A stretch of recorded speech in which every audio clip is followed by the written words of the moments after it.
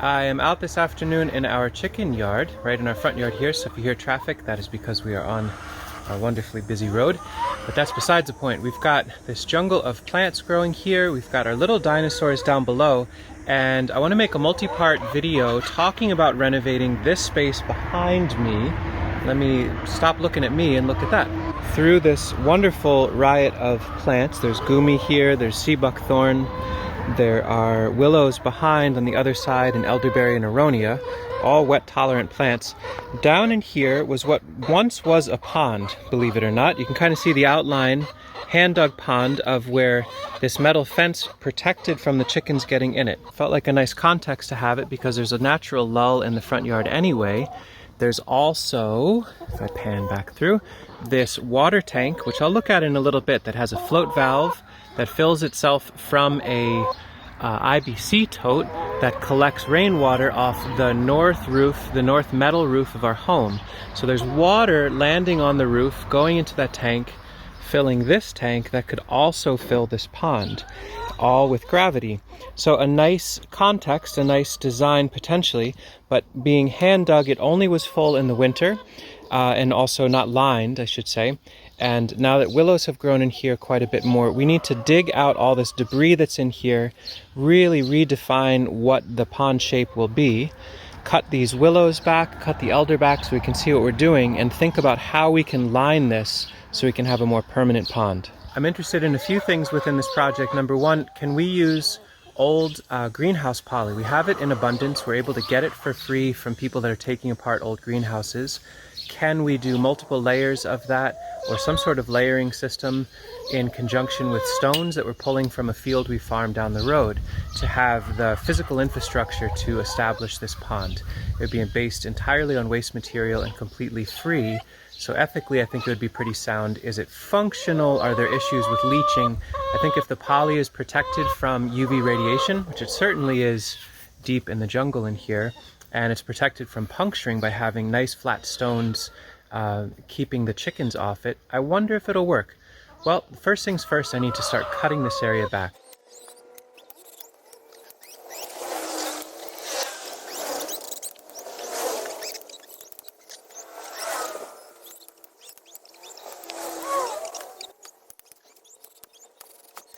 It's a little bit of a nicer opening here. So I'm on to the south looking to the north. You can see more of the original shape of the pond. I've got a pile of willow and seaberry. If we were in the right mood for it, we could be taking these and actually processing them into softwood cutting.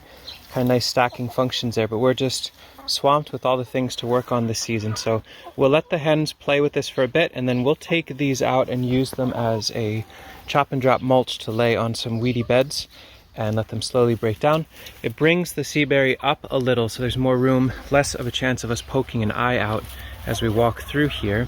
And I still need to work on this elder, but I want to be careful because the hens absolutely love that far side for some deep, deep shade on a hot day. So I'm going to focus a little bit more on these willows and then get this metal out of here and start thinking about what the shape of this pond can be, and then move this debris aside. I wonder what they're finding in there. I bet in that willow there's little beetles. I know willows tend to host lots and lots of little beetles that poke holes in the stems. I can't imagine that the hens are eating the leaves, but it's a great reminder whenever you do stuff in a chicken yard, the hens love it. The roosters too, although they get a little bit more nervous, but the hens just love something new that just happened, whatever it is. When it's food, it's ideal, but if it's just stuff to kick apart, they love it too. Have fun, ladies. I'll leave it there for a bit. I used the handsaw to cut an entire willow flush to ground. I think it will regrow. Putting it out in the sun for now for the hens to poke at it out there. These two, they just don't look that great. I think they're too deep of shade in here. There's lots and lots of dead material. It's a bummer to cut them fully out because they kind of hide a little bit the ugliness of this winter run, but I think I'm going to cut them really, really low and see if they can resprout and have some more vigor, and if not, I can cut them flush later on. But I think they need to come down. It's not that attractive. Ended up cutting out a lot more than I thought I would. The elder I cut back on the north side of the pond. There are a couple branches that were broken in there but still attached and hanging down. There's still lots and lots of shade to be offered through midsummer and later summer. And there's an aronia that's tucked in here that is just getting swamped by the elderberry. So some hard cuts on the elder might allow for a little bit more diversity. These willows, very hard cuts. And trying to work our way out through there. Pretty ugly backdrop here with this winter run. I love the ethics. I don't love the aesthetics. It was $10 to build. Old salvaged greenhouse poly.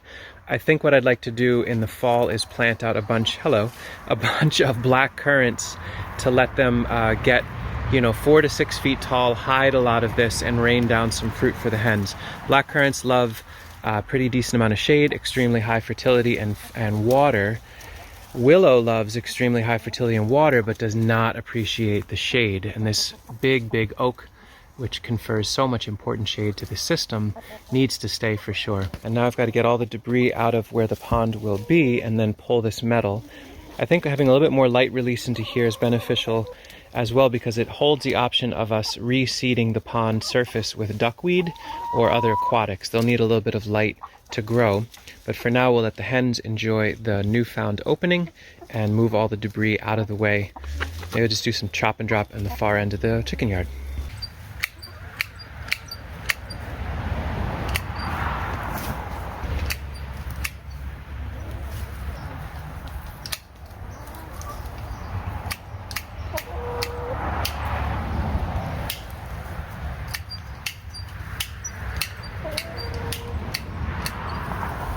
It may look like a very sloppy or rough way of dealing with branches and debris, but this is actually pretty functional. Again, the aesthetics may not be amazing, but the functionality, at least in this case, really are. So chopping up the branches coarsely here rather than wood chipping them, well, first of all, we don't need electricity or gas to do this. I just need handsaw or hand pruners. And coarsely chopping and laying them over an area. This was sown to a mixture of amaranth and kale, of perennial kale, a little ways back. And so now these branches, slowly breaking down, they'll act as a mulch. Some will get suppressed, the amaranth and the kale, from the depth of this, but a lot will be able to pop through, and the hens can't scratch the soil apart. It shades and protects the soil, and then it also allows the hens to slowly walk through these rings that are planted out to tomatoes and various greens for them, but not as easily act in picking things apart. So that's my excuse for chopping all this stuff up and throwing it in a pile over here. Yeah, definitely a bigger opening. This whole area can be a pond now. Time to start thinking about digging it out. Maybe I'll rake and clean things a little bit. We'll want to think about in the fall how we can really visually put this to rest. Maybe I'm actually putting in some posts and some trellising and growing vines up there, since that'll go faster. We'll circle back around to that, but we'll keep our eyes and attention focused on the task at hand, which is developing this hole into something more useful. Over the years, the hens have kicked so much soil around this low fence, and the roots of some of these trees have grown into it, that I actually have to go through. I've got my nice sharpened shovel.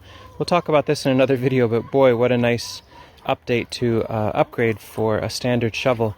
But I'll go through and harvest out some of this excess soil, and we can load it into these crates. Since we're a composting system here, pretty much every scoop of soil that we take out in order to create negative space for water will be very positive material to add to the garden. So a lot of layers of harvest here.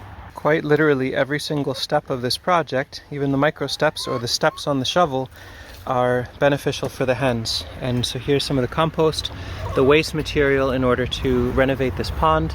It's about as good of a compost as I could want. So all these years of material being kicked into this hole, filling it in and sitting there, begat some really beautiful soil. And once I get a little deeper, I can get this fencing out, but we'll let the hens play around. They can help with some of the excavation too. Thanks, ladies, you're almost helpful.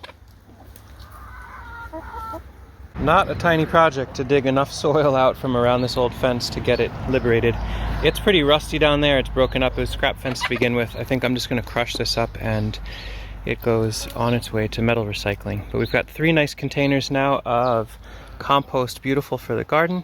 And once the metal is out, I can start actually sketching the boundary of this space.